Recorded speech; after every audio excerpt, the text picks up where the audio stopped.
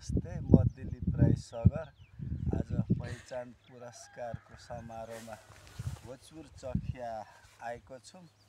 यस सन्दर्भमा म एउटा गीत भन्न गइरहेछु।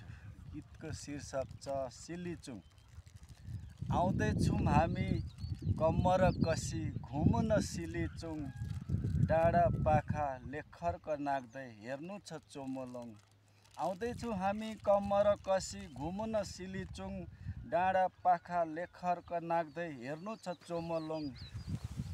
चखेवा मयुम लौरे कुलुपङ्खु साल्पालाई ताकेर, उकाली ओराली गुराँस घारी हिँड्दै ज्यान भाकेर। जानेछौँ हामी मुन्धुम पथ हुँदै छाडेर रिमाचुङ, डाँडा र पाखा लेखर्क नाग्दै हेर्नु छ चोमोलुङ।